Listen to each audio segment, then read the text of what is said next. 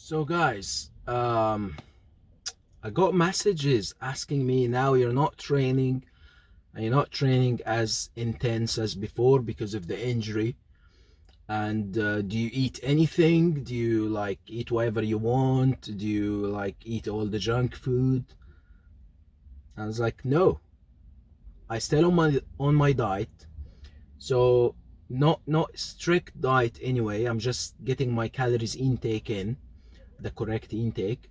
Obviously now my training intensity is a lot less, so I eat also a lot less.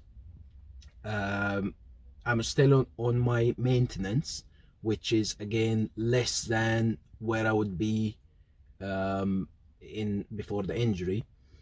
So just basically maintaining as lean as possible, trying not to lose muscles and not to gain any fat, because I'm expecting, of course, after that time, of rest, the surgery, and then after the surgery, I'm expecting I will lose a little bit of muscles, I lose a little bit of weight, but I'm trying to stay as lean as possible and just stay as much as possible in shape. So this is my food shopping now. I'm gonna show you what goes on my basket. This is for about 10 days food. So yeah, let me take you in and you can see what's in my basket.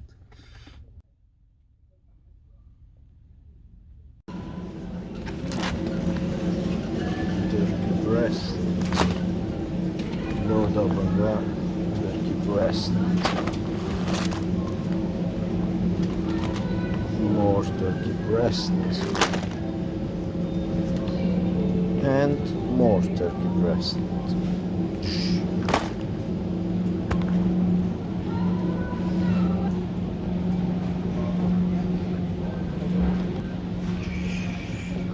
Eggs. So eggs, 1, 2 eggs, 3 eggs, 4 eggs, milk, load me up, 1 milk, there. Sorry if you're vegan, this basket doesn't look very good for you. So Greek yogurt, load me up, 1, 2 and 3. So this Polish bread is just fantastic. If you didn't try this before, you should give it a go. It's just so nice. Load up.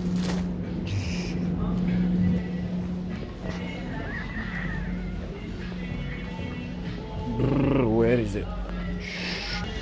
Here it is. Essential for a slow Tuesday evening or a slow Sunday evening. If not prescribed in your plan, do not touch this. Boom. So this is sugar-free cookies, and I have 4 of these in one of the snacks a day, and I've got 50 grams of walnuts to go with it as well. Check that out.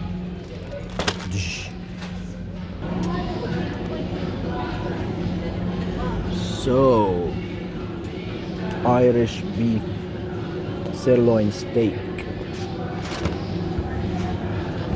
load me up. Irish beef,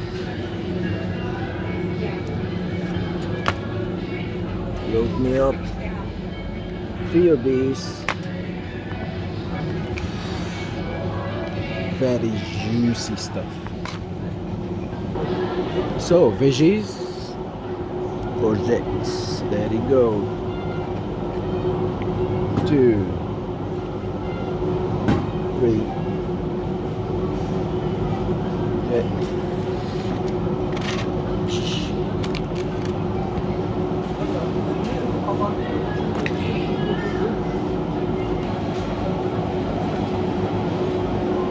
it. There it is.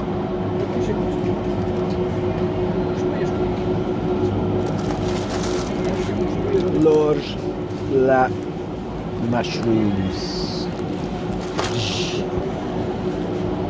One more.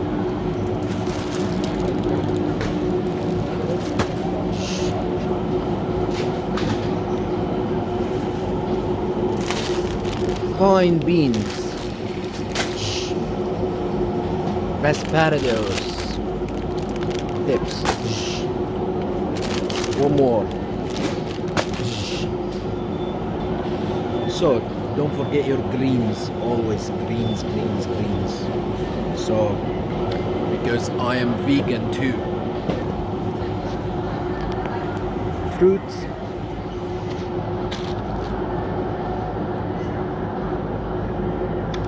Kiwi.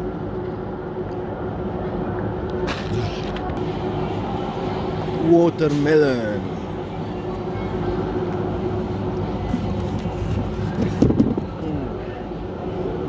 There we go.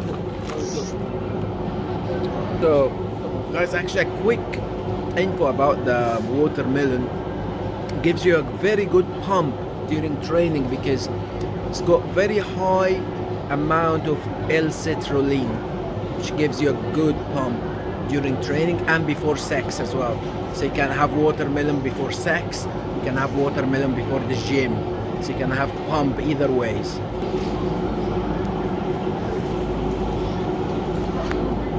I forgot about this.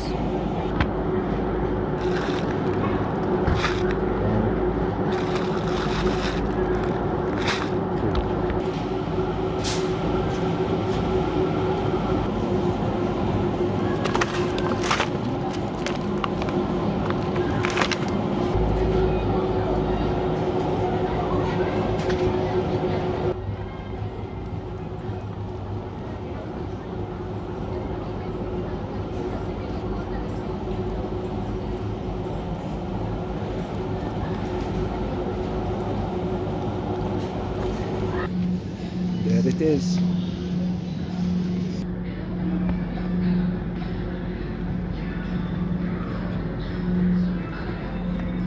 One, two.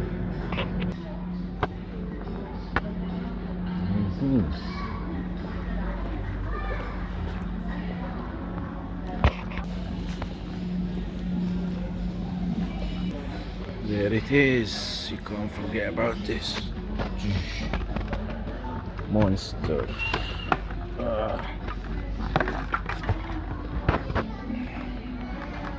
Boom. And that was it. So that was my shopping for the week. Actually, up to 10 days food. And I usually prepare my meals every 3 days, so usually twice a week. That's same, that never changed. And yeah, so I'll check my weight.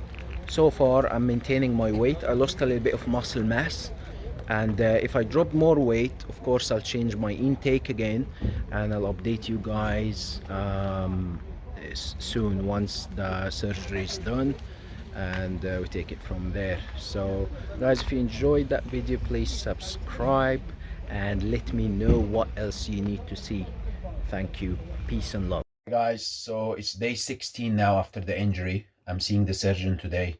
Actually the swelling is gone down, so I'm actually starting to see where the muscle is being torn for the first time. So you can see, if you look at the lower part of the chest when I move my arm, there you can see the gap clearly. So if you look here, there, so I actually feel sick to see that gap in the muscle. But yeah, today I'm seeing the surgeon, so let's see what he says.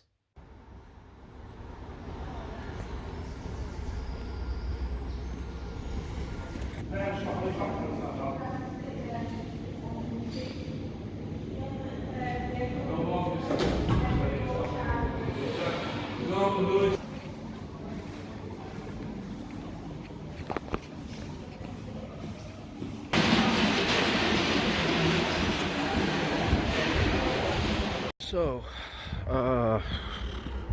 it's frustrating. Unfortunately, the MRI report was not ready, so the images were there, but not the actual report. So it's very vague. They cannot decide 100% whether it's a total tear. And even with the examination, because I have tear in a weird part of the muscle, which they can feel it, but it doesn't necessarily say that I have a total tear. So there could be a severe muscle tear but not a tendon tear, which is confusing to them, to the surgeon as well. So so he will have to speak to the radiologist, the specialist who will be able to explain to him the images of the MRI and then take it from there. So I should be expecting a call tomorrow and about the diagnosis, hopefully. So also this surgeon have a slightly different view about how long is too long before you do the operation. So he's got a point about the fact that it's over 3 weeks. It's still good because my muscle is too swollen, so it's not a good idea to operate now anyway. And second, it allows the muscle to build a little bit of scar tissue, which helps to connect the muscle back to the ligament, the tendon, and then eventually attach it to the bone, the humerus bone, with the insertion of the muscle. So we'll wait, see what he says in the phone, hopefully tomorrow. So it's the morning of the surgery. I'm here in a preparation room where they ask me loads of questions about health and things like that. There's a little bit more pain than usual because I had to stop all the drug controlled painkillers and things like that for the surgery. So but yeah, as prepared as possible. I'll be back. So out of surgery, pain level is 9 out of 10. I just had a lot of morphine and tramadol and things like that. But they say my recovery from anesthesia was fast. Went out of surgery, out of theater like 4:30, and now it's 5:30, so it's okay. The surgeon informed me that it went well according to the plan, so that's a good thing. So I am back. So it's day 2 after surgery. Still in hospital. Pain level goes up to 10 out of 10, but I'm now on morphine every single hour. It was every 2 hours, and then just recently the doctor decided every hour. So once I have it, it brings the pain down to 4 or 5, which is good. And then when it starts to wear off, pain goes up again, but then I have another one, so it's manageable that way. I did 2 workouts so far at the hospital. I did squat, lunges, calf raise, so all lower body stuff at the hospital, which I filmed some of them. And yeah, so that's the latest update so far. The nurse sees me doing some exercise like squat, lunges, stuff like that. It was mainly lower body stuff. And she was like, "What the hell are you doing?" I was like, "What? I'm just trying to get a good pump. Like, just want to get a good pump. Feel jacked and just keep the gains." I think she's just like flipped her shit. She was like, "You must be joking." I was like, "No, just wanna keep the gains. What's wrong with that?"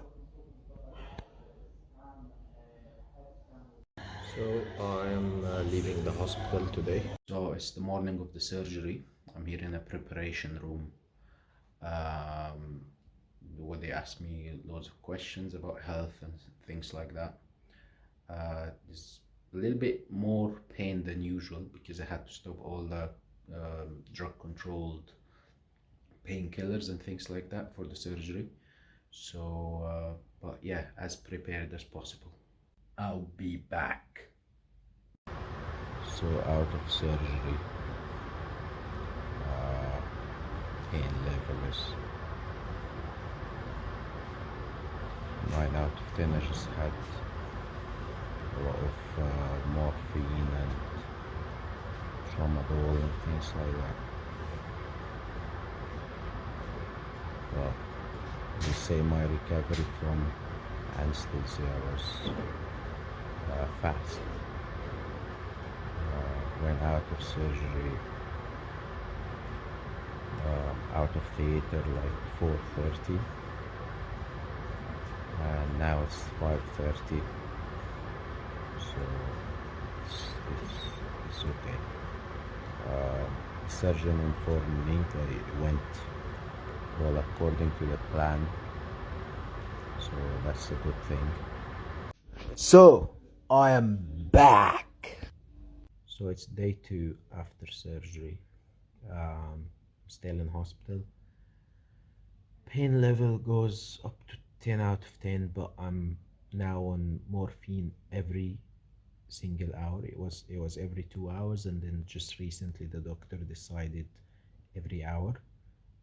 So once I have it, it brings the pain down to 4 or 5, which is good. And then when it starts to wear off, pain goes up again, but then I have another one, so it's manageable that way. I did 2 workouts so far at the hospital. I did squat, lunges, calf raise, so all lower body stuff at the hospital, which I filmed some of them. And yeah, so that's the latest update so far. So it's the morning of the surgery. I'm here in a preparation room where they ask me loads of questions about health and things like that. There's a little bit more pain than usual because I had to stop all the drug controlled painkillers and things like that for the surgery. So but yeah, as prepared as possible. I'll be back. Guys, so it's day 16 now after the injury. I'm seeing the surgeon today. Today actually the swelling is gone down, so I'm actually starting to see where the muscle is being torn for the first time. So you can see, if you look at the lower part of the chest when I move my arm, there you can see the gap clearly. So if you look here, there, so I actually feel sick to see that gap in the muscle. But yeah, today I'm seeing the surgeon, so let's see what he says.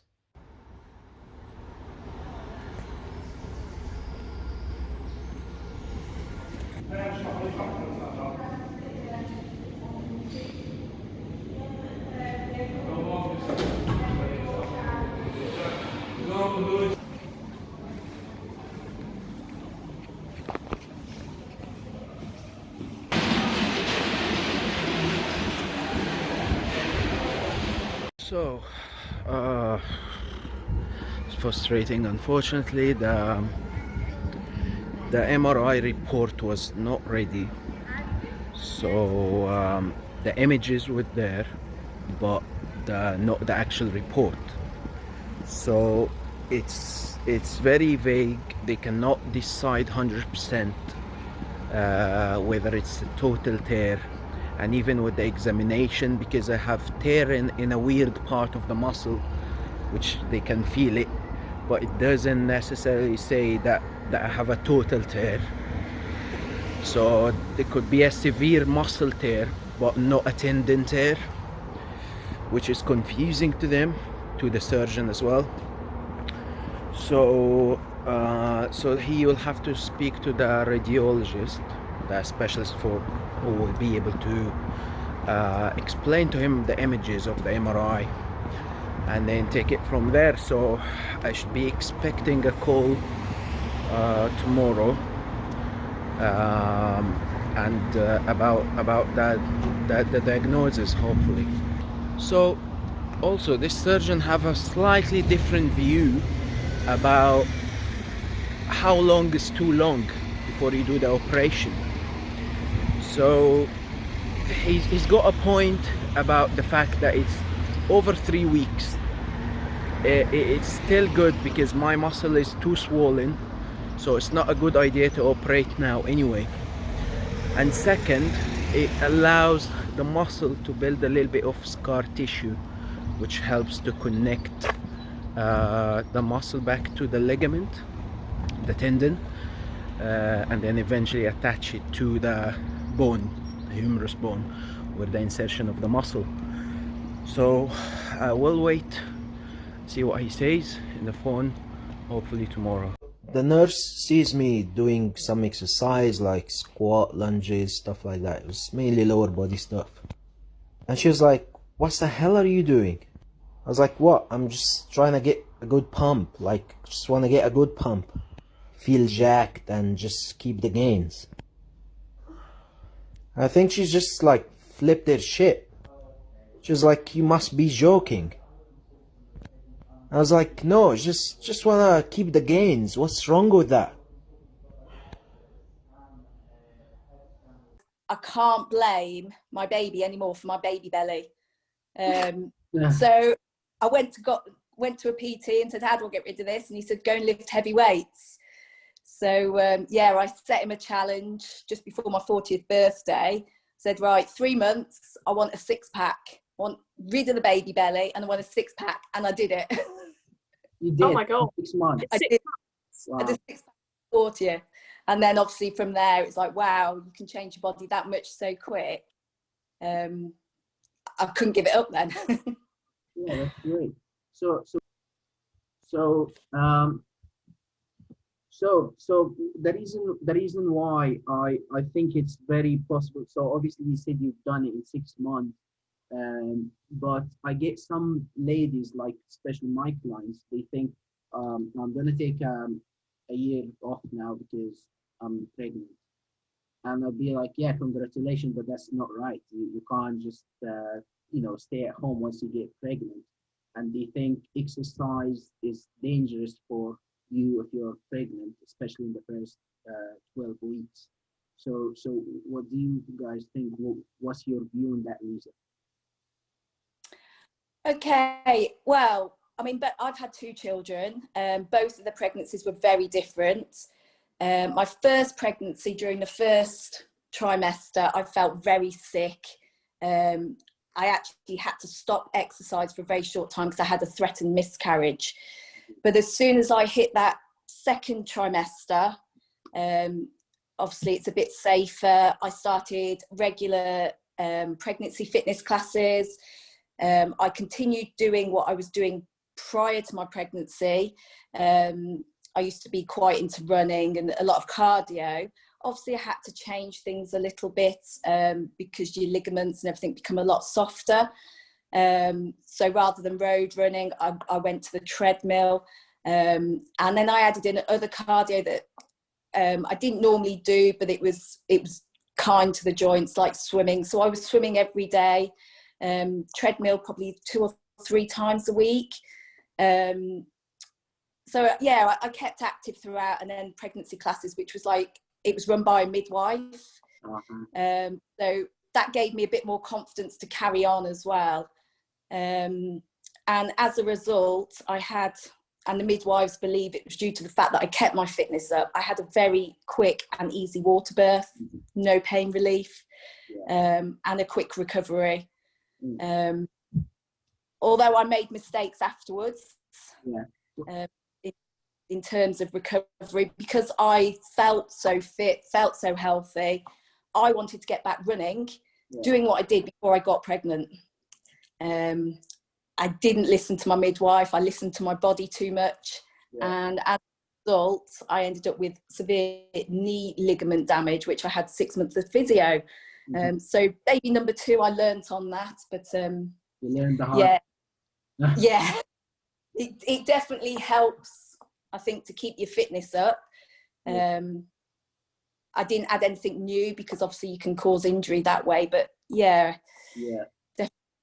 It's interesting because I read about how exercise helps with making the giving birth easier. But obviously, with you yourself saying that, that confirms it. Obviously, that exercise definitely helps. Yeah, I mean, I did it with both my pregnancies, kept my fitness up. I mean, there was times where I had to have a break due to, you know, the normal pregnancy infections and things like that. But I kept it up as much as possible. Both my births were very quick, very easy. Both water births, no pain relief. Yeah. I don't know whether it's just luck or whether it's the fact that I was so fit and healthy. Yeah, definitely. Oh, So, I was going to say, what do you think of that? And also, especially the resistance training. What's your view on that? well, I was going to say Lisa's pretty much spot on with a lot of the things that she was talking about in terms of like what I've learned about. So yeah, there's a lot of benefits to exercising during pregnancy. Some are a bit more proven than others, but like reduced first stages of labour, so these talking about having a quicker birth and things, are some of the things which they do think there are links to by keeping active during pregnancy. And then there's obviously like so many other things, like it can improve like sleep and improve mood, prevent or help prevent like gestational diabetes, and also minimize excess weight gain, because obviously if you're pregnant, you've got to expect that you're gonna have some weight gain, otherwise it's not a very good thing. So you're gonna need to have some, but it can help minimize the excess of it. And then in terms of like resistance training or what training you do, Lisa said about she did what she used to do, or what she was used to before she got pregnant. And that's quite a key thing. If you're quite regularly resistance training, then you might need to make certain adaptations. I could talk about some of those things in a moment, but pretty much if you were doing it before, you can most likely continue, but what you're kind of thinking about in your mind is just kind of like maintaining your levels and then gradually reducing them as you get pregnant or as you progress in your pregnancy, rather than, you know, trying to go for like personal bests or improve, because obviously your body's taking quite a lot of, not strain, but for want of a better word, it's obviously dealing with a lot. So if you try and put your usual training plus, you know, pushing yourself, it can be a little bit too much for your body. But yeah, and another thing Lisa mentioned is about the pregnancy specific classes. So obviously you might be able to just head to your usual classes and things, but unless the instructor's particularly qualified in pre and postnatal or has some idea of fitness during pregnancy, then it might be better to stick with pregnancy specific classes where they understand some of the like physiological changes and things that you might be going through. For example, there's things like we were just talking about the ligaments getting looser, and that's due to a hormone called relaxin being released. It obviously helps everything become a bit looser, become a bit stretched, because, you know, obviously that area is growing, and when you give birth you need to make a little bit more room for, for things to come out. So yeah, relaxing can continue post birth as well, so that is something to be considered there as well in for the months afterwards, especially if you're breastfeeding as well. That can really keep that hormone going. But there's also vascular underfill and things like that you need to be a little bit conscious of, so definitely, you know, ease yourself into things, but yeah, don't stop altogether unless you have certain contraindications. But you know, just a chat with your midwife and things would tell you whether it was, and with a PT, if you are going to hire a qualified PT, chat with them would tell you whether it was safe for you to keep exercising. Definitely. That's great. So the second myth that I think it's a big one also, especially for Lisa, that I hear that from some of my clients, which is I will never be able to gain my pre-baby stomach or strength, you know, after giving birth. And if so, how long, how quickly I can get that back? So Lisa, what do you think about that? Okay, well, obviously it's definitely false. Like I said, I didn't listen to my midwife. I was recommended 6 weeks minimum before I started back doing the type of fitness that I did. So you have got to give it time. I gave birth and still looked pregnant for a good 2 months afterwards. You know, some people are lucky and they'll bounce straight back into their size 6 jeans afterwards. So it all depends on the person. We're all different. I mean, for me, it was 4.5 years before I actually started to lift heavy weights. I was all cardio and HIIT training. So yeah, I took advice saying, how do I get rid of the baby belly? And my youngest was 4.5 years old, and I thought, I can't use him as an excuse anymore. So that's when I started proper lifting weights. And from that moment, it took me 3 months to get a 6-pack. So yeah. Did you compete then after that? So after 3 months, I thought, I can't believe how quickly your body can change with the right coaching, the right personal trainer. And I just wanted to carry on to see how far I could get. And lots of people were saying, oh, you need to compete, you should compete. And I'm thinking, I've only been lifting weights for 6 months. So yeah, after 12 months, I thought I can do this.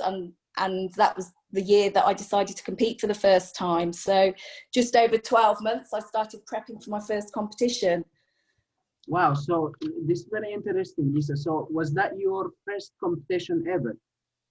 Yes. Okay, wow. So that's even more interesting, because I thought you were competing before having the babies, then you were back to competing. No, I'd never competed before having children, never weightlifted as such, apart from in sort of like your classes like pump and things like that. So no, I started it all after having children. That just shows it's possible. It's 100% possible. Obviously, I saw your photos, and I know you were in great shape, so it's definitely possible. Yeah, so I was a late starter, so I didn't actually start till after I was 40. Yeah. So which is supposed to be harder work. So yeah, it's definitely possible. Yeah. So Jordan, from a technical point of view, obviously we know it's possible, but what do you think in terms of, you know, sports, and especially competitive sports and the hard ones like bodybuilding and stuff? Well, Lisa saying about her midwife telling her to wait the 6 weeks, that is the minimum recommended after you've given birth. And then if you've maybe had like a C-section or a slightly more, not traumatic, but maybe, you know, you've needed some extra kind of surgery or something related to your birth, then you might want to wait longer. Your doctor or midwife might advise you to wait longer. But I think beyond that, I mean, I haven't had children yet, but when I do, how my body changes is a personal concern for myself sometimes. But I think, like Lisa and many others that have competed and just, you know, been athletes beforehand and then had babies and gone back to it, they just show you that it definitely is possible, and that change isn't always a bad thing. Like, your body's not necessarily going to change for the worse. Yes, if you compete when you're like 20 and then you compete when you're 40 or etc., you might look different, but it's not necessarily going to be a worse or bad thing just because you've had children. It is like basically a natural phenomenon, really, isn't it? How much your body can change. And if you think you can go from, you know, being fully pregnant, if your body can achieve that, then it can definitely achieve like sporting things or other things that you're going to want to push it to achieve. But yeah, you definitely need to take your time on it and see it as much like a long-term goal, because obviously if you're into fitness and stuff, you're going to want to get back and you're going to want to get going, but you do have to understand that, like, what your body has been through. Just give it a bit more time, see it as more of a long-term goal. But yeah, it's definitely possible. There is nothing in any of the, you know, textbooks or anything that say that you can't build back up to, like, you know, your peak performance, or you can't achieve certain levels of like leanness or something post having a baby. So yeah, I think often it is maybe quite a mental limit. Yeah. And for some people, bits of their body might change, which you're going to need to get used to. Maybe your chest is slightly different, or your hips are now slightly wider, or something like that. But I think it's just switching it from seeing it as, rather than a negative change, it's just a change. Yeah, that's great. So the next question slash myth, which is, I think you answered it, Lisa also answered it, but some people think it's not safe to work out for the first 3 months after having the baby, which is, I think, I'm not a qualified pre and postnatal, but I think it's a very long time. So what do you think? Did you say the average safe time is 6 weeks? Yeah, 6 weeks is the minimum recommended, because you kind of you should obviously be having like regular appointments with your midwife or your, you know, like birth care provider or whoever you are working with or seeing, and they kind of like sign you off at about 6 to 8 weeks. Before that, only really like pelvic floor exercises, or, you know, very gentle kind of transverse abdominis exercises or walking and things like that is like recommended.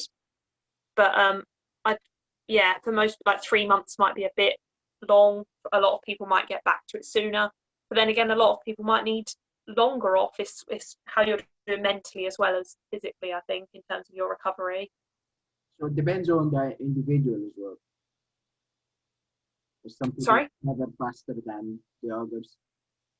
Oh yeah, it is very individual, because certain, you know, for example, you might get the post birth kind of like depression or things like that. There's a lot of things that can come after that you might not necessarily be expecting. And as I talked about with the like C-sections and things like that, obviously you've then got kind of trauma or scars or things that need to fully re-heal.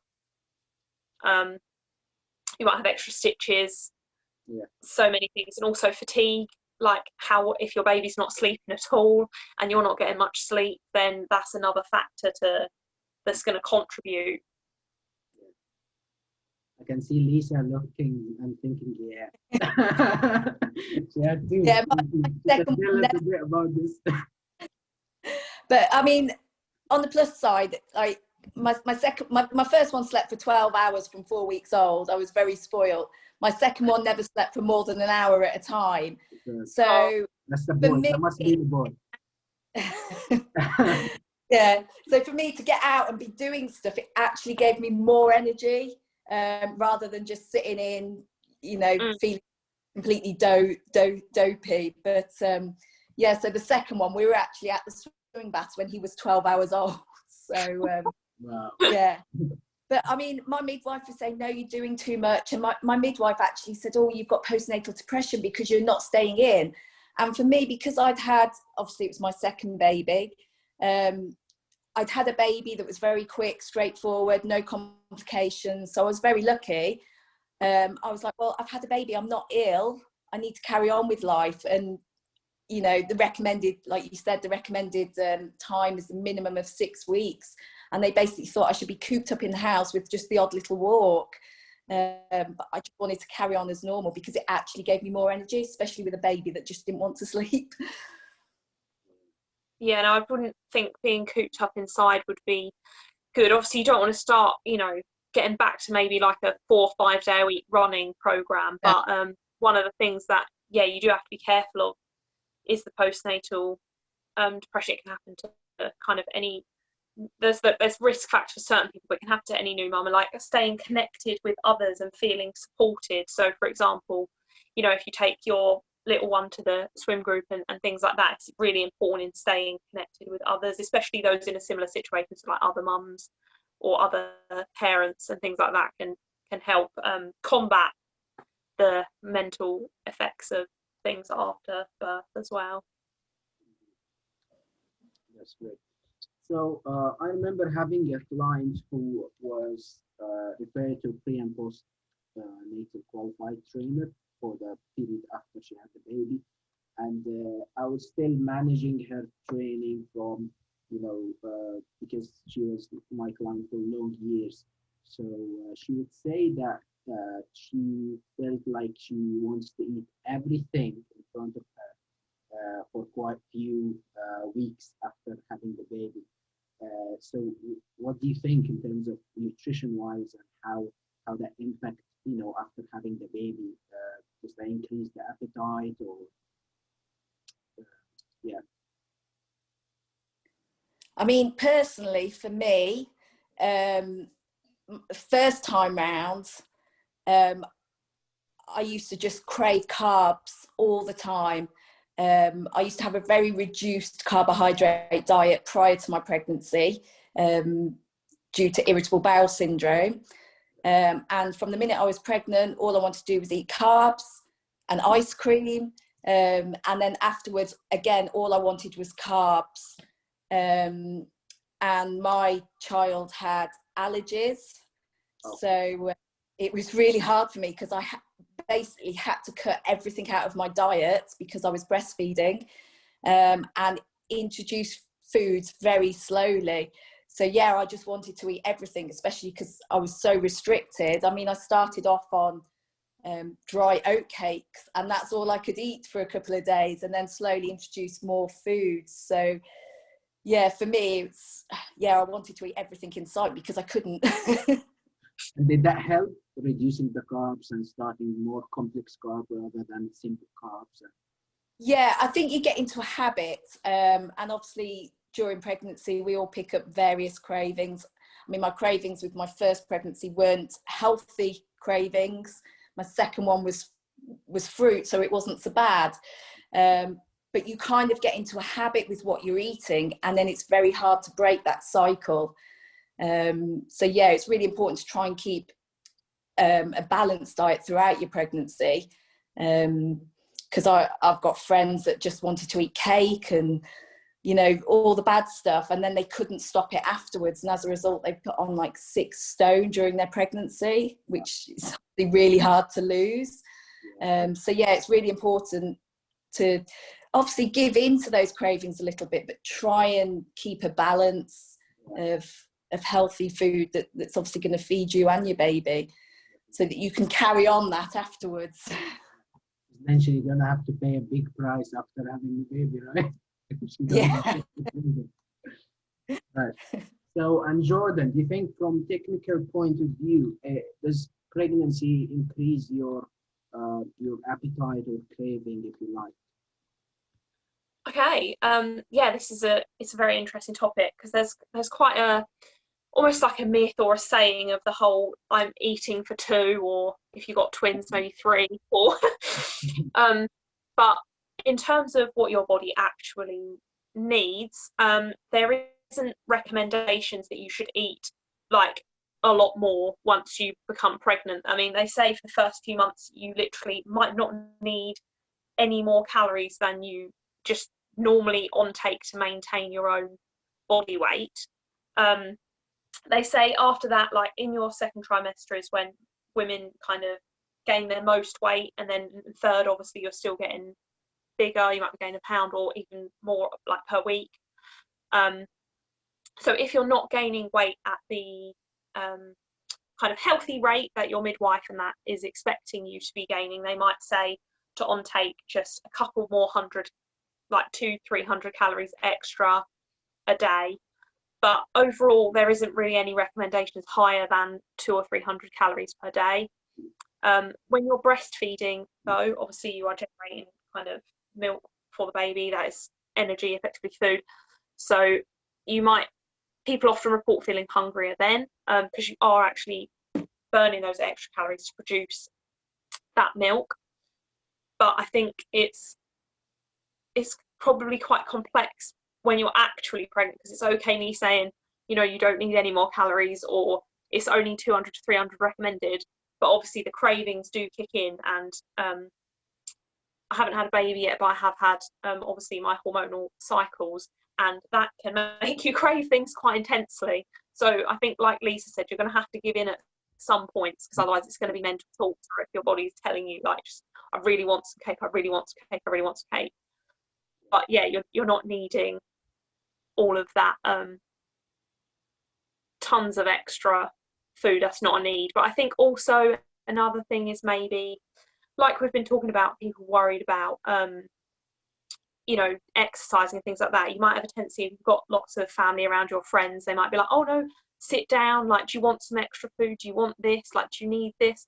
So it might be a tendency to kind of almost like give into that lifestyle, or I need to just relax and you know, enjoy my and all that stuff. So I think there's a balance to be struck in terms of, you know, dealing with those cravings to make yourself feel comfortable, and eating enough because you don't want to be starving, because that's not pleasant. But just resisting that temptation to give into the kind of lady of leisure lifestyle that probably people wouldn't stop you from doing if you didn't stop yourself.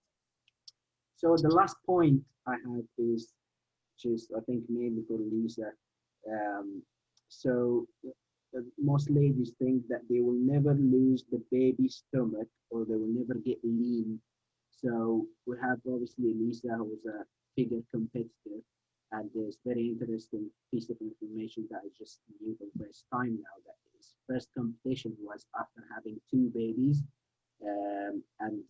So obviously she got in her best shape ever after 2 babies. So you can let us know a little bit about that. Yeah, I mean, the first time around, I lost the weight fairly quickly. And I think I was primarily breastfeeding, which I think can help with weight loss. Second time around, there's only 17 months between my 2 children. So I probably hadn't lost all my baby weight by the time I got pregnant the second time around. Second time around, I wasn't able to breastfeed because my eldest child didn't like it. And it was just too much of a nightmare to try and pursue breastfeeding with my second child. So it took me a lot longer second time round to lose it, which I think a lot of people experience that because your stomach and your muscles are already stretched. And second time round, I had severe tearing down the center of my stomach. So all my muscles are torn, and I never in a million years thought I'd get that back.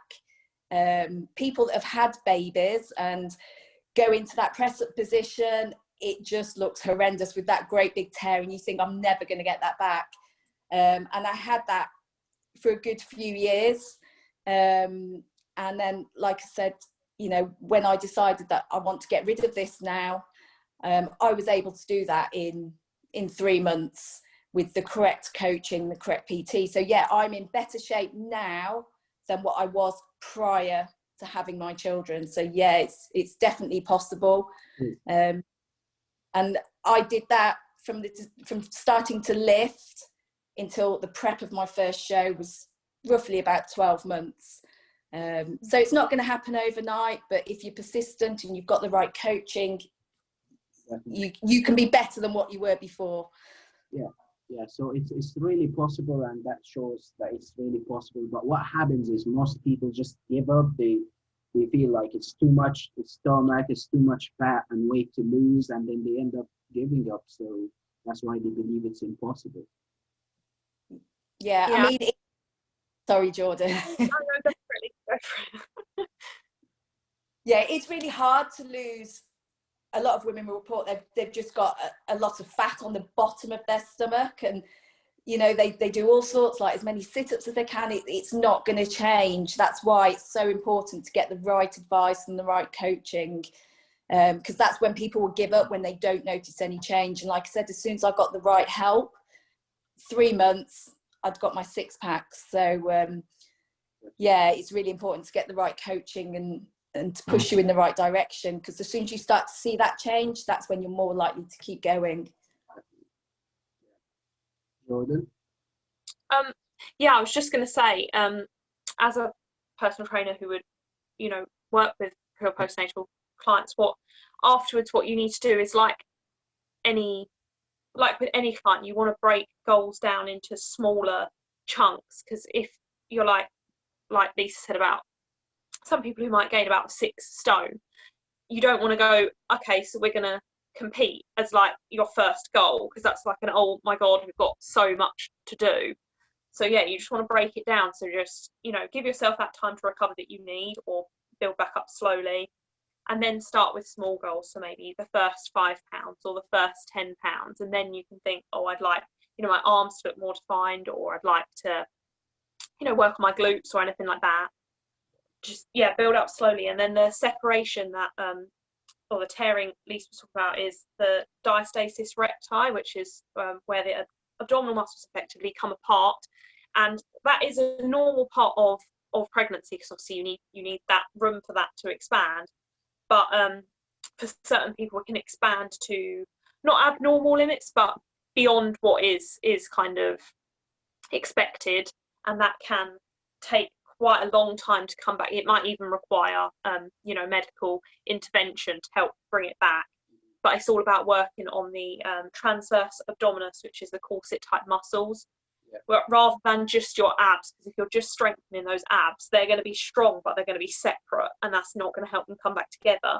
So it's about the TVA, which wraps around to help bring them closer and closer back together. But yeah, as Lisa said, with the right support and information and training and things, you can do a lot. But yeah, patience is definitely needed, because you're not just trying to get your body back, or you're not just trying to help yourself fitness wise. You've obviously now got a whole new human life to be dealing with alongside of it as well. And then whether it's your first or second pregnancy is also going to affect how long it takes you to maybe get back to what you want to be doing as well. So yeah, I think that was great. It made a lot of points clear, and I hope that helps some of the ladies out there, the pregnant ladies or ladies who just had babies. And I'll definitely be sharing this video with some of my clients, pregnant ladies. So yeah, I hope that helps everyone. So you guys want to add anything, say anything before we end the call? I think I'd just say be kind to yourself, and I think that applies across all parts of life. But yeah, there's so much pressure on not even just mums, but parents to obviously kind of be the perfect person and just, you know, just bounce back like that, and you're like on everything. But yeah, just be kind to yourself, because I say I haven't had children yet, but sometimes when I think about in future, I think daunting thoughts of like, oh, what if I look like this, or what if I can't do that, or what if it takes me a long time and I can't get back to gym. But like, ultimately, you know, hopefully we've all got nice long lives to live, and there isn't a time limit on achieving things, as Lisa's proven. So yeah, be kind to yourself and do things at your own pace. Definitely. So Lisa, bigger competitor and a mom of two, you want to say anything to the ladies? I mean, obviously I agree with what Jordan's just said. Definitely be kind to yourself, listen to your body, but also listen to medical professionals as well, because they do actually know better than us sometimes. Normally in fitness we say always listen to your body, but as previous experience, it's also wise to listen to those that know.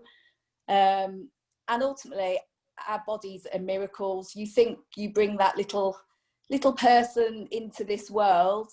If you can do that, you can certainly get back in shape again. Like Jordan says, it's just taking a day at a time, little steps, and you'll get there. Yeah, Definitely. Okay, thank you very much, guys, for your time. Thanks, Mo. Thank you. Thank you. Thank you, Jordan. Thank you, Lisa. Bye. Bye.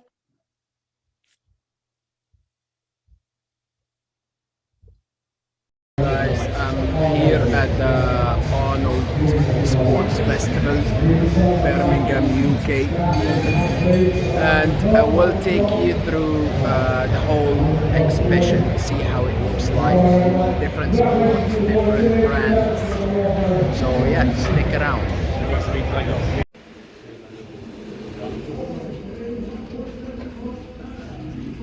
That's what I should have got.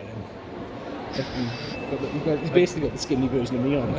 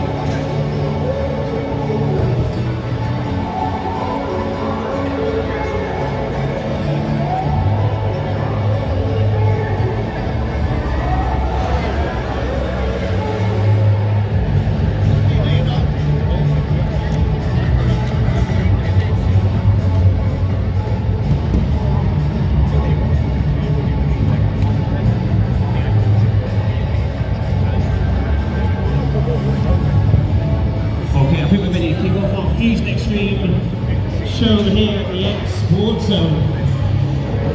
And we introduce one of the first athletes we introduce is our man like Arnold.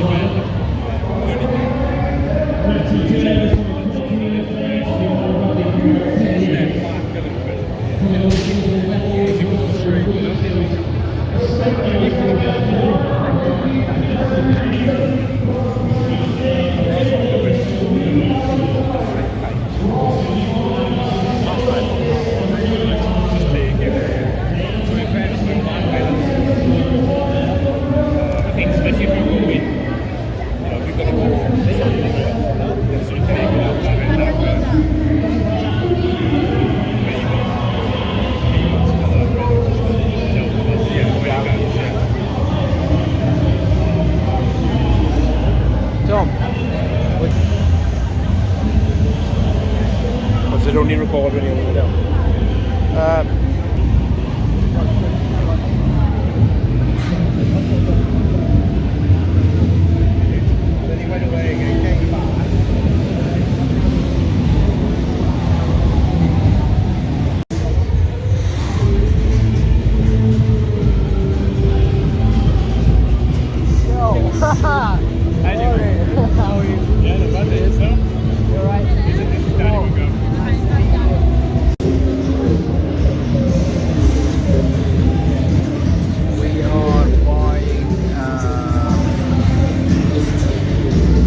Best for Tom.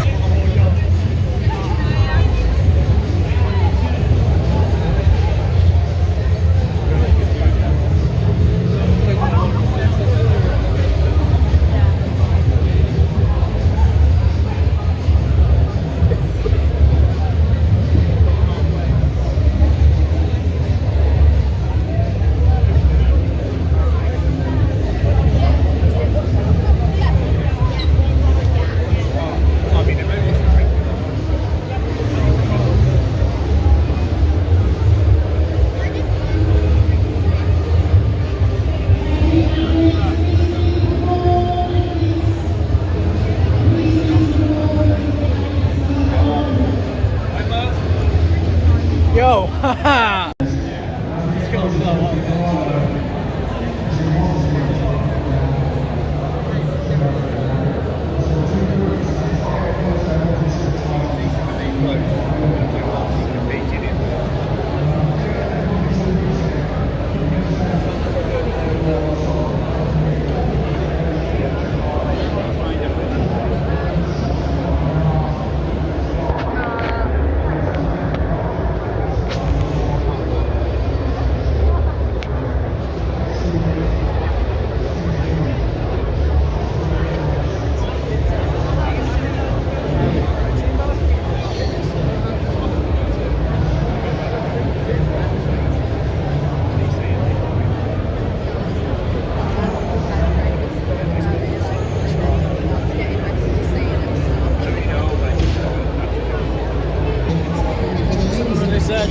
you.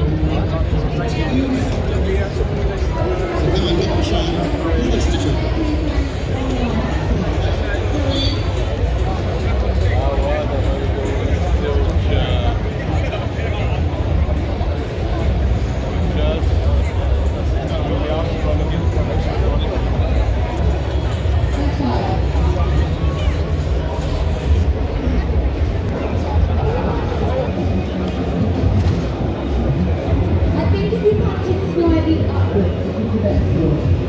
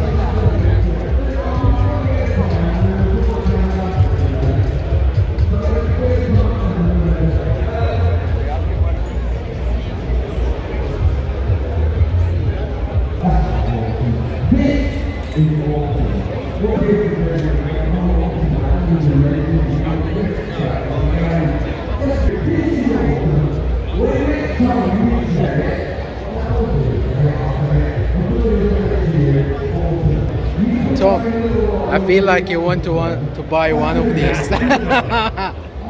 You sure?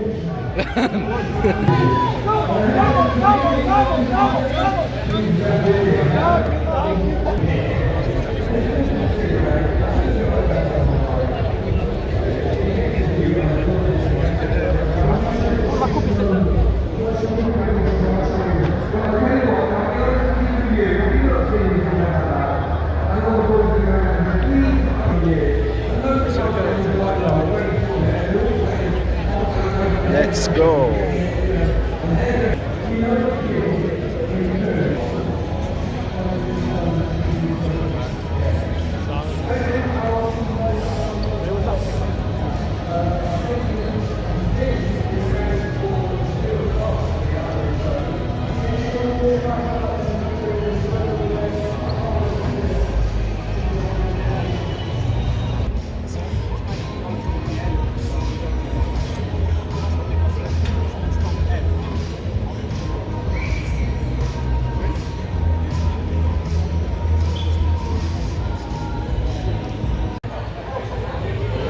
Tom, what are you doing? Is that part of your plan, nutrition plan? Cheat meal. How many cheat meals do you have? Just one today, yeah? What about yesterday? None? What about you as well? Every day. Every day. Yes, Ron!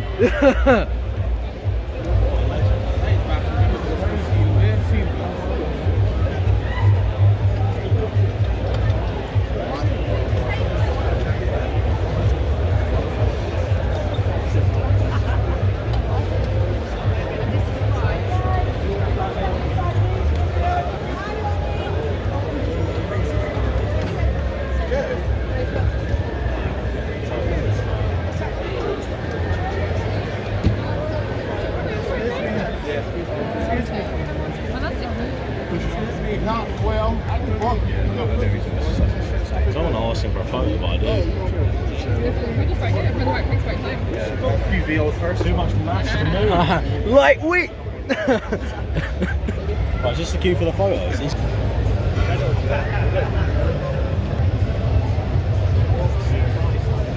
Oh. Yes, Ronnie! I win, baby! Yeah, buddy!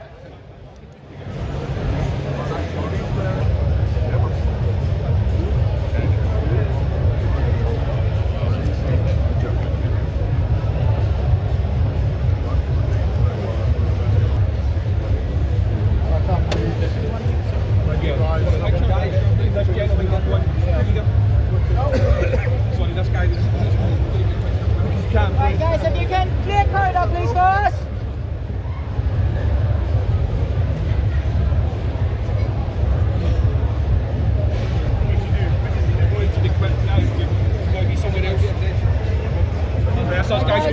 Thank you. That's right. Cheers, guys. All right, guys. Sorry, guys, we have to go to this interview. Oh, she's done 8 times. 8 times, not 20 times.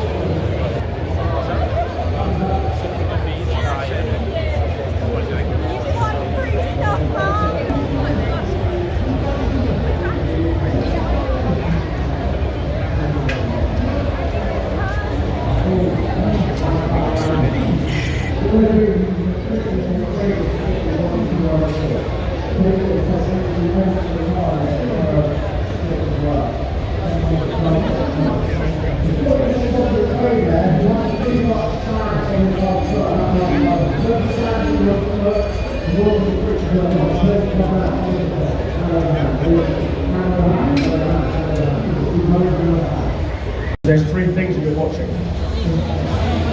Lift up.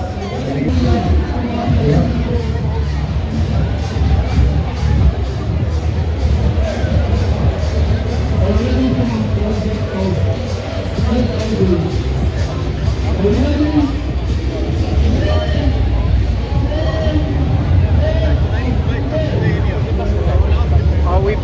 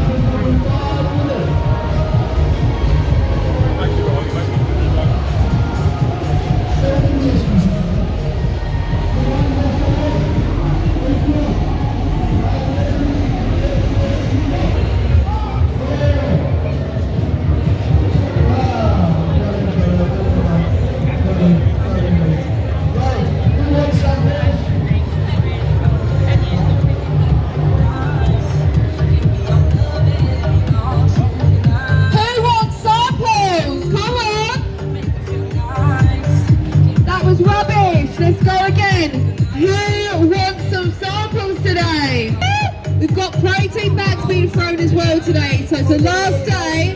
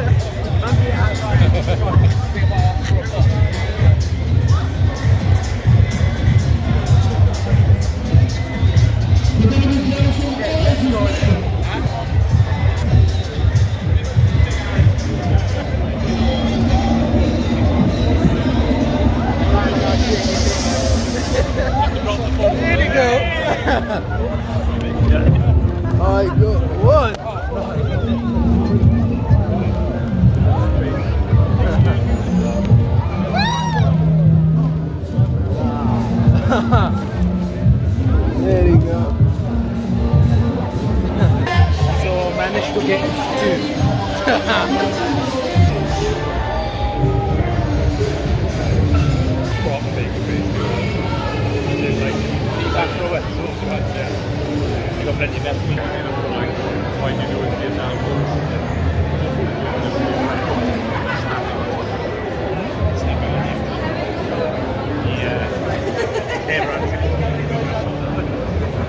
Be inspired.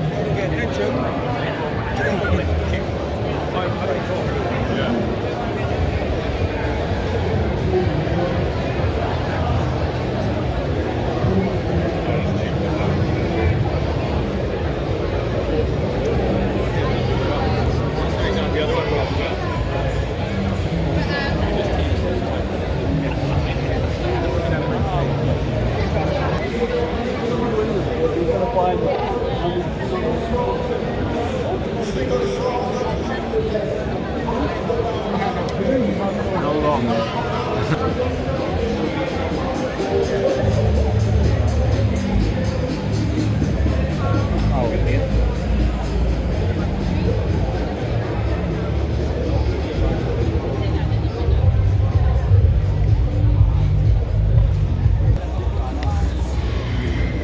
We are here for the pre-judging. Starts at 2 o'clock.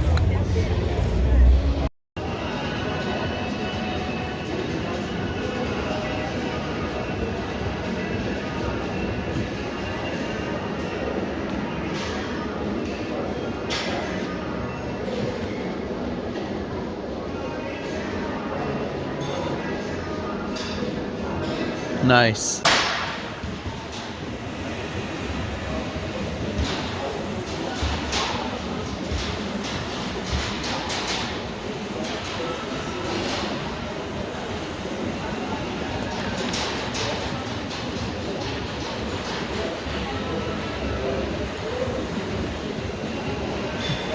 Oh, my hand.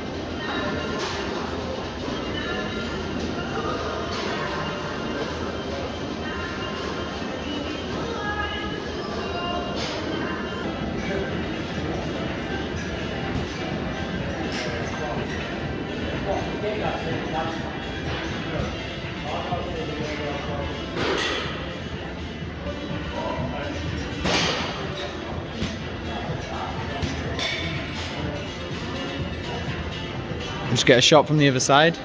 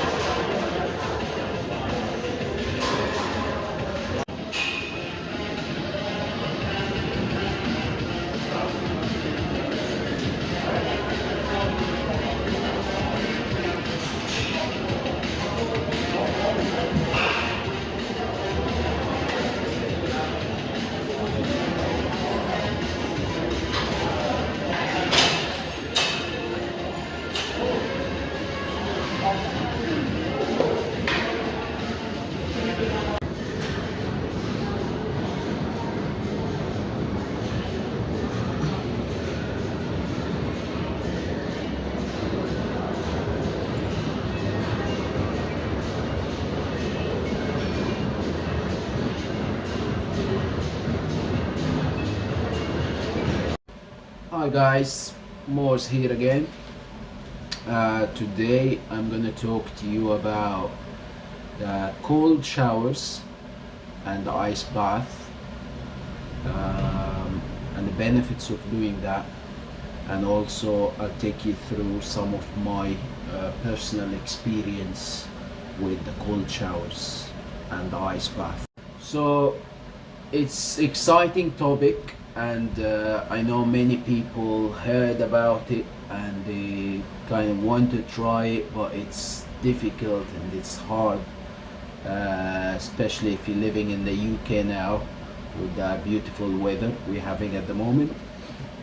So that makes it more difficult, but I will start by taking you through why you have to try the cold showers first, and then I'll take you through my journey with the cold showers and explain to you how that made a huge impact on my life, on my personality, and many things, many positive impacts and effects on me since I started taking cold showers a long time ago.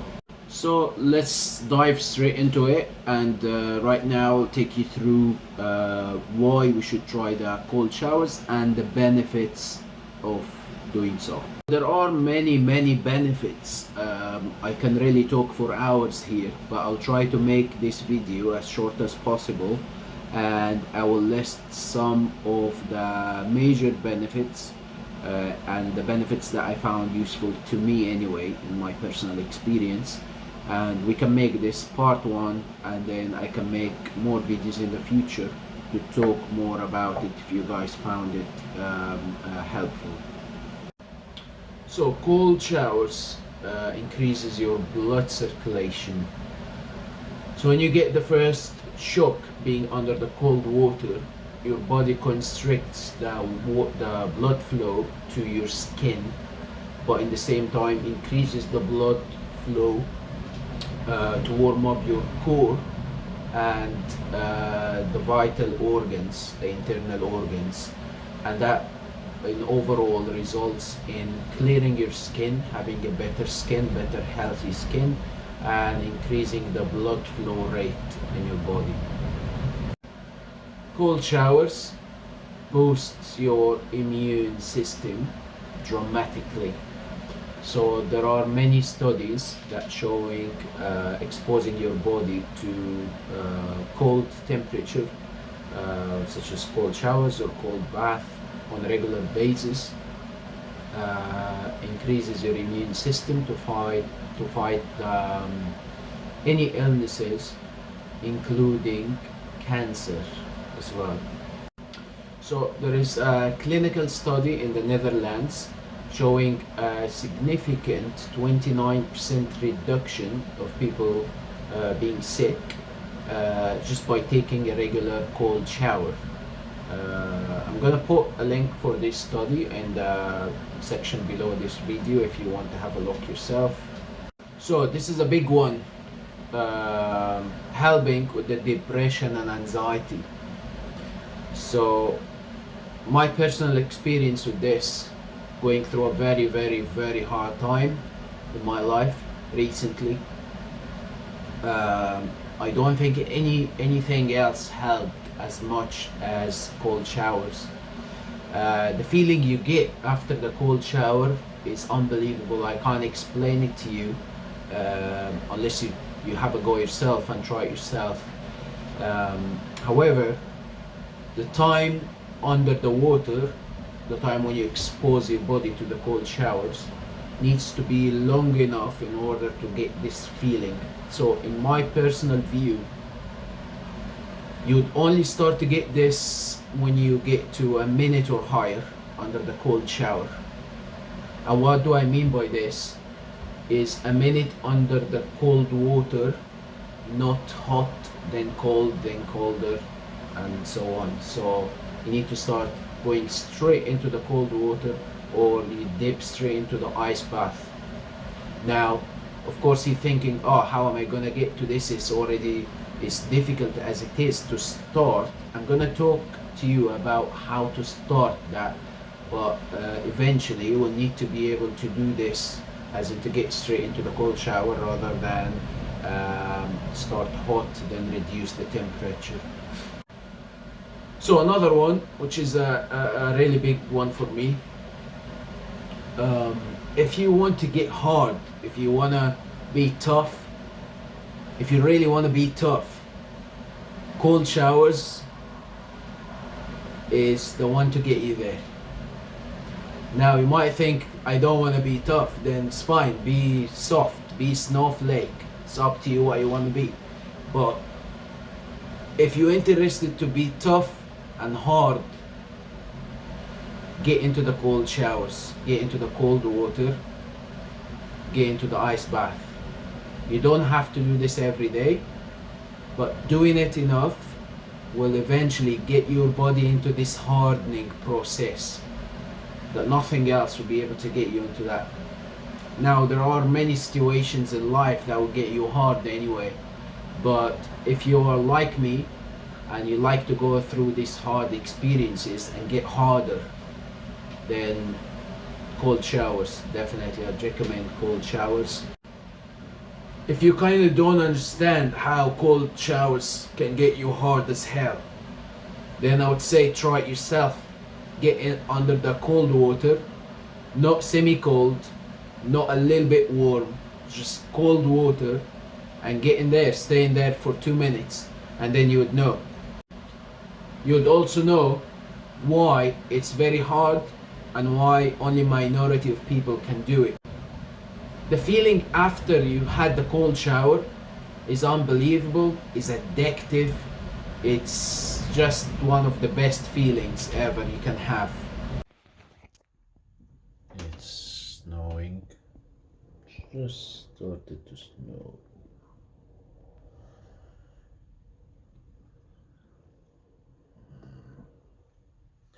So best thing to do now is to have a cold shower. Let's go. It feels so good.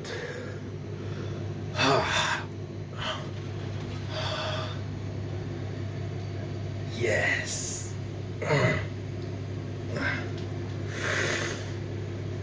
Every time, never fails. Such a good feeling. You should try it.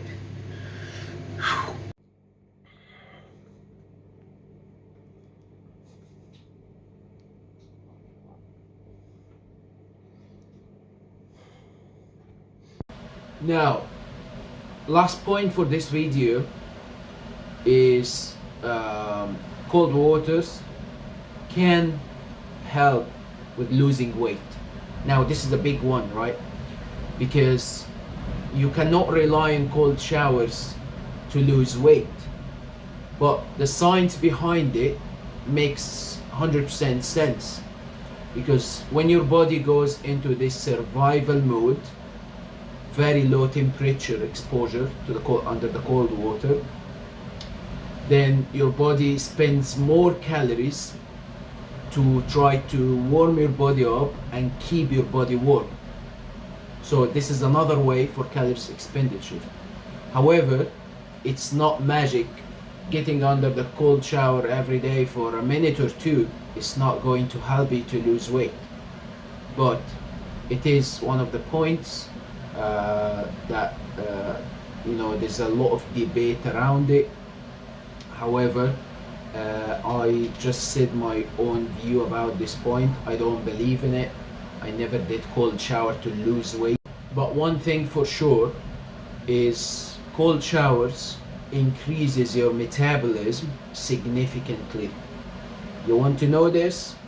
Get into the cold shower regularly for 3 months, then stop doing it, and you'll notice the difference.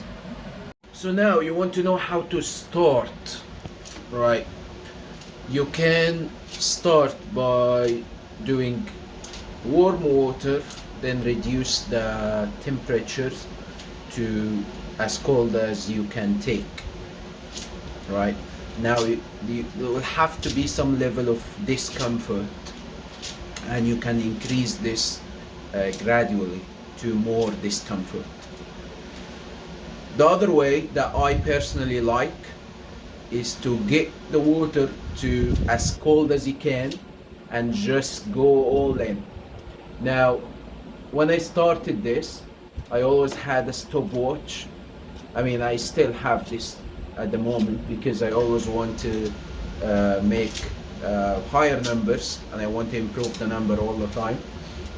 But it's good to start the stopwatch as soon as you are under the cold water completely. Now you can take as long as you want here. You can start by 10 seconds, 20 seconds, 30, 45, and it might take few days to move from the 30 seconds to 45 seconds, which is fine. So yeah, find the zone and stick to it and try to increase the number gradually.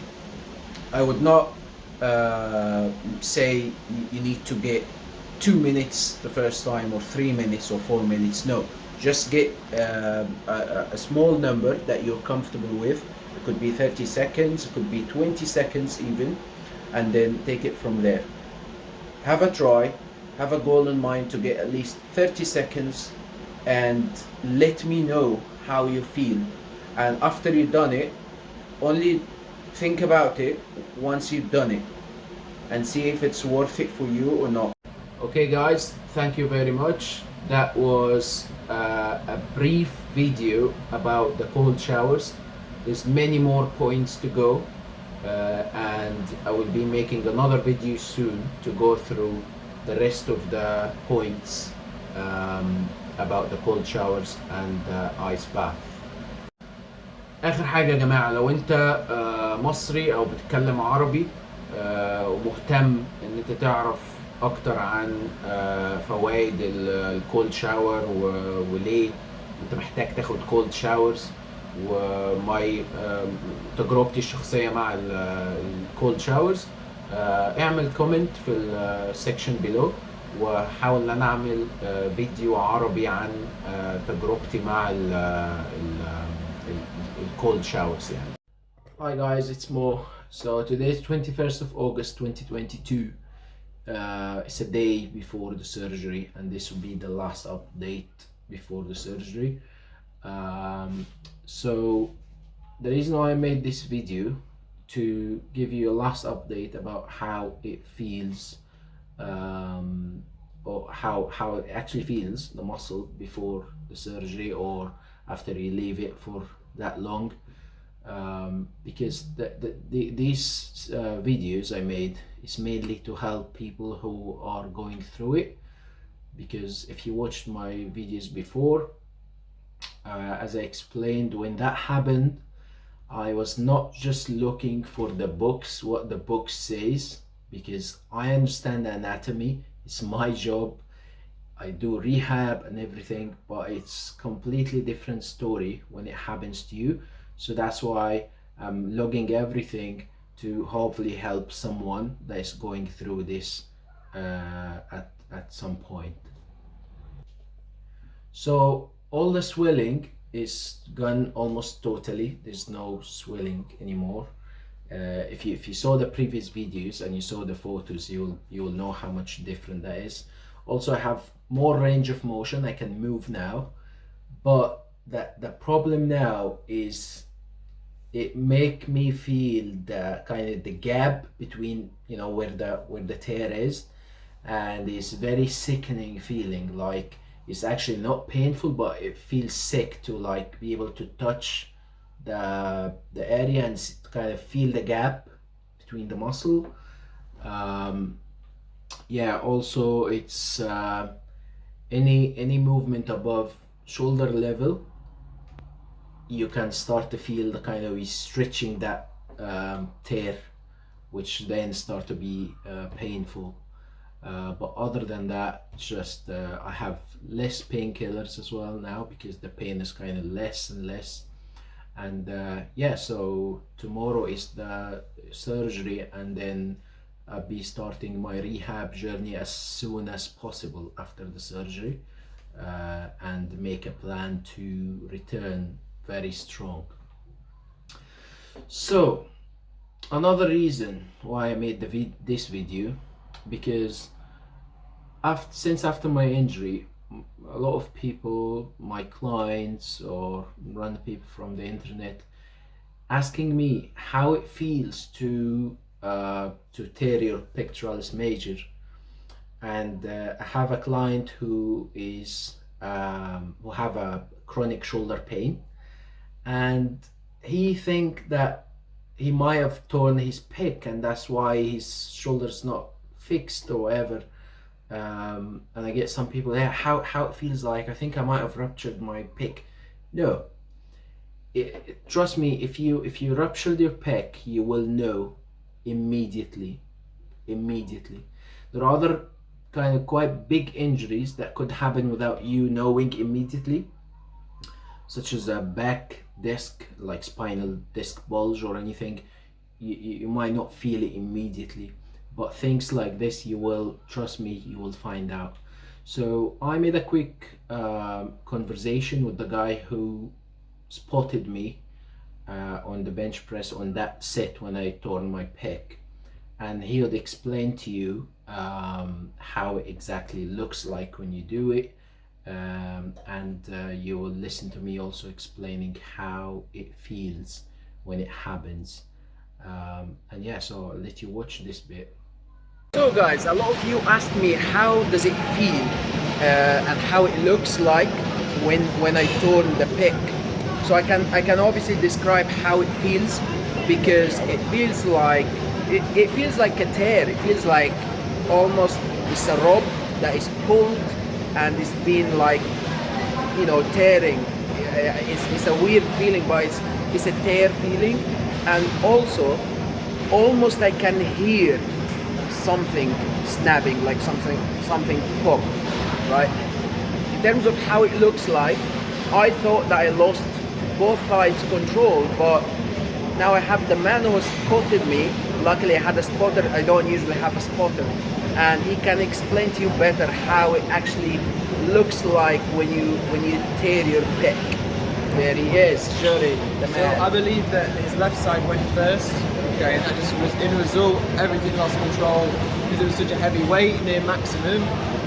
He couldn't stabilize with the other side whatsoever. The bar just dropped to the chest. So I thought that it was both sides, or was it just? It seemed that it looked like it was both sides, but I think it was the left side that went first, because it was just so sudden. It almost looked like his left side moved first, and then everything dropped.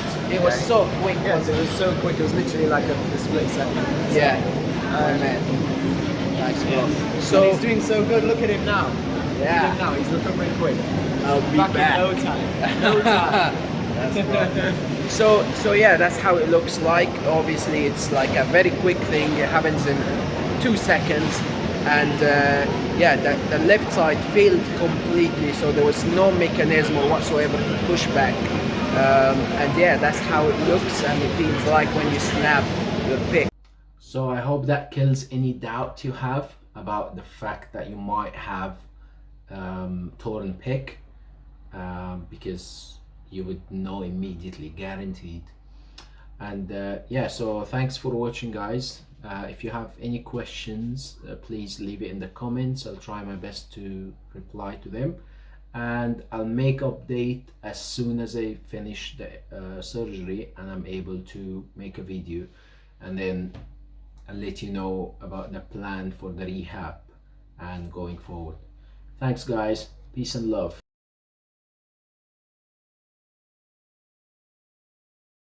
So guys, it's day 12 today. It's Friday the 22nd July. The swelling is gone down, like you can see. No swelling in the chest, I think. I mean, it's a bit less than before, clearly. I've got 2 days left for my MRI. It's on Sunday, and then we should find out if it's a total tear or semi-tear, and we take it from there. So pain-wise, it's more manageable today. I take a lot less tramadol and the prescribed painkillers, and I have a bit more movement in my arm. So with my recent call with the surgeon, which makes sense, he said really training wise you can't make any more damage, so just do what you can, which is what I've been doing anyway. So lower body is fine. It's just the squat, I had to use the safety bar for the first time ever because I can't get my arm in the squat grip. As you can imagine, there's no mobility that way to the back. So with the safety bar you hold here, so that allows me to squat. Pretty much everything else, the lower body is fine. Upper body, the only thing that I could manage is triceps extension single arm with very light weight, because once I go heavy then you subconsciously tense your pecs as well.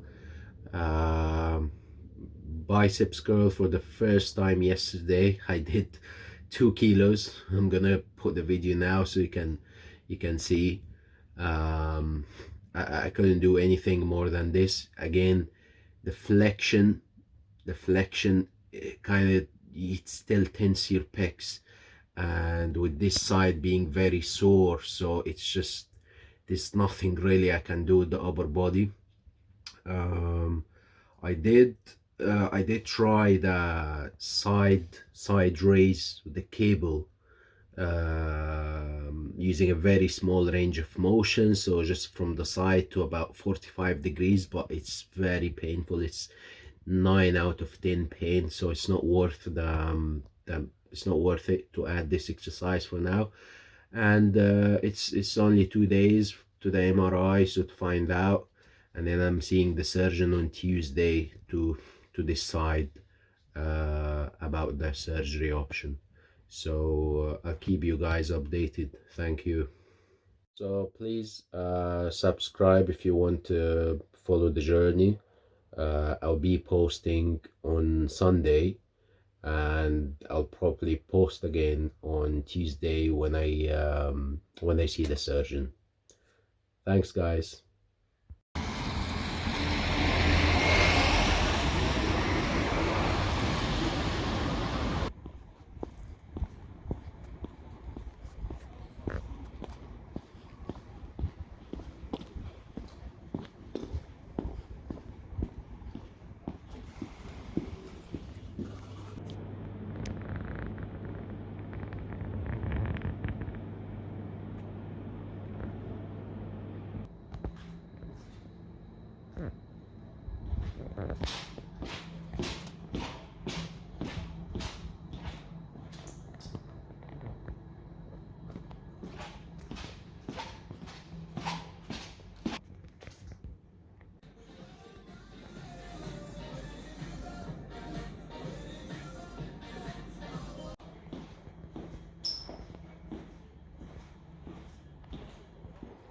So we are done. Today is the 24th of July. I've just finished my MRI at the hospital, and unfortunately they can't tell me. They said it has to go through the doctors first, blah blah blah. So I have to wait until Tuesday to see the surgeon. So just a bit about the MRI, because it's a little uncomfortable, and for those of you who's going through MRI for anything on the upper body, whether it's similar injury or so, it takes about 40 minutes and it's in a very tight place. I actually said I'm too big, I'm like hardly fitting in the machine, and I was wondering, I'm not actually that big, like especially at the moment, and if it was a huge bodybuilder, what would be the case? But anyway, so it's a bit tight and it's very close to you, very, you know, tight. They offer you like a headphone to listen to music wherever, makes it a little bit easier. And took about 40 minutes. So the only issue is it got too warm, and I can feel I'm starting to sweating a little bit, and it's getting very uncomfortable. Luckily at this point it was just about to finish, and then there was another 7 minutes in a different position where I have to put my arms above the head, which is a big stretch for the pecs, and it was very uncomfortable, but it was necessary to check the ligament from a kind of different angle. And at this point they put a fan. I told them it was very sweaty and hot, and they put a fan. So I was like, why didn't put a fan from the beginning? So maybe for you, if you're going for something like that, ask if it's possible to put a fan on. It makes a big difference. The last 7 or 8 minutes was very cool and okay, manageable to stay in that tight place. And yeah, so it's done, and now I've just got to wait until Tuesday to see the surgeon, and hopefully take it from there and decide what will happen, and just deal with the issue. So yeah, thanks guys for following until this point. I probably won't post again before Tuesday unless there is major updates, or I don't think so. So I will keep you guys updated by Tuesday. Thank you. Please subscribe if you want to follow the whole thing, including the recovery process. Thank you. So guys, I got messages asking me, now you're not training, and you're not training as intense as before because of the injury, and do you eat anything? Do you like eat whatever you want? Do you like eat all the junk food? I was like, no, I still on my diet. So not strict diet anyway, I'm just getting my calories intake in, the correct intake.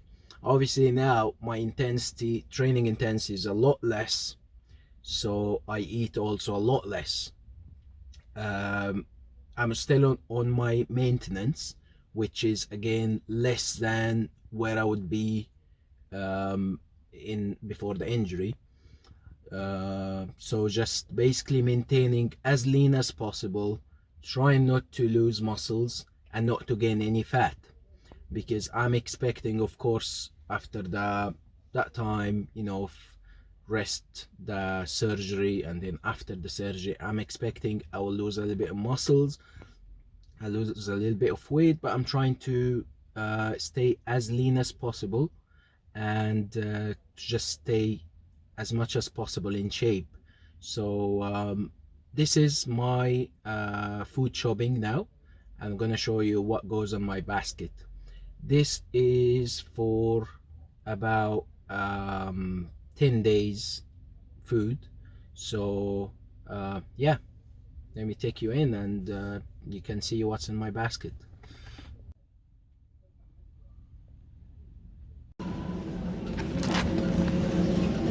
Turkey breast, load up on that.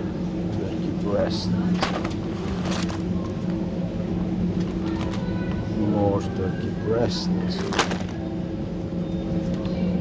and more turkey breast.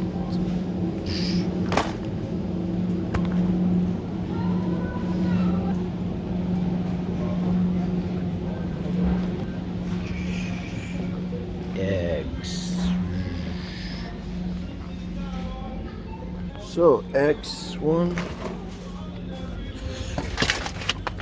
2 eggs,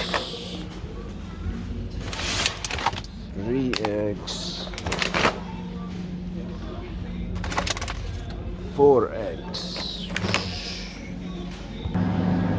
milk, load me up, 1 milk, there. Sorry if you're vegan, this basket doesn't look very good for you. So Greek yogurt, load me up, 1, 2, and 3. So this Polish bread is just fantastic. If you didn't try this before, you should give it a go. It's just so nice. Load up.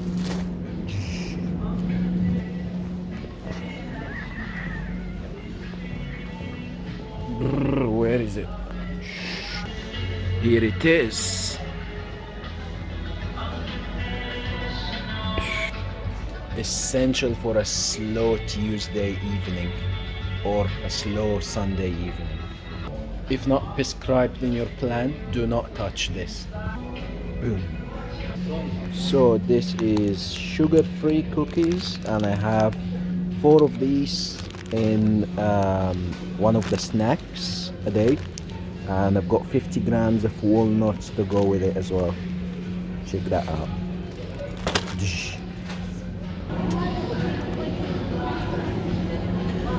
So, Irish beef sirloin steak.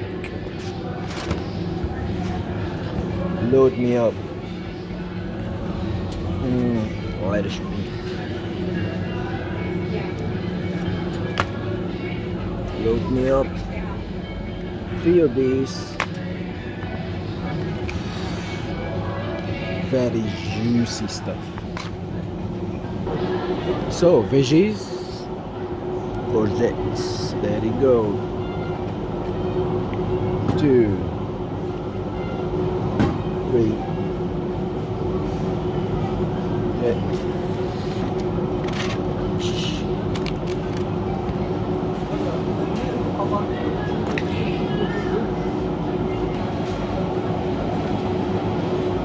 Where is it?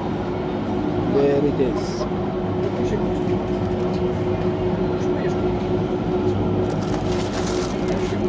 Large flat mushrooms. One more.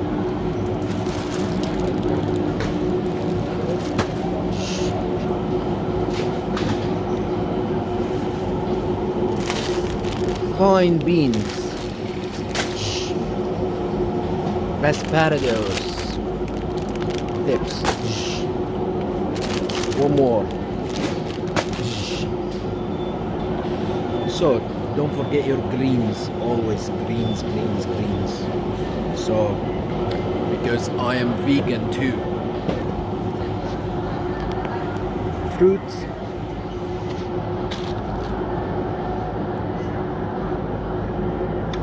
Kiwi.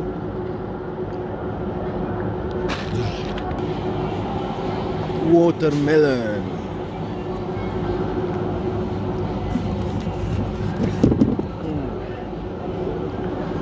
Go. So that's actually a quick info about the watermelon. Gives you a very good pump during training because it's got very high amount of L-citrulline, which gives you a good pump during training and before sex as well. So you can have watermelon before sex, you can have watermelon before the gym, so you can have pump either ways.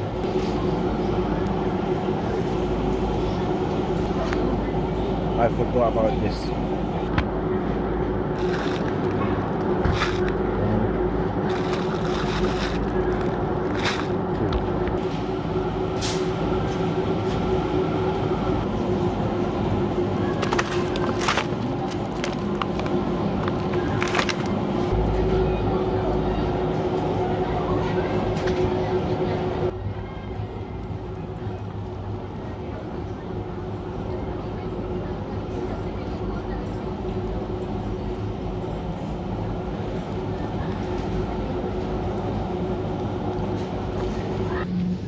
There it is.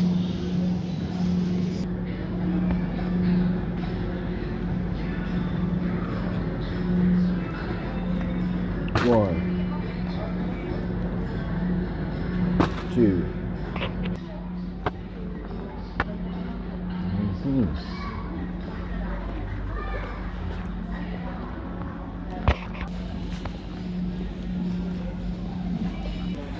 There it is. You can't forget about this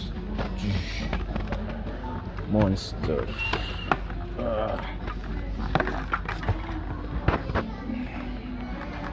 Boom.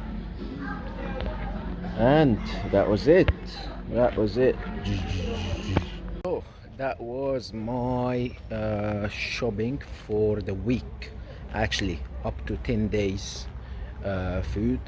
And I usually prepare my meals every 3 days, so usually twice a week. That's same, that never changed.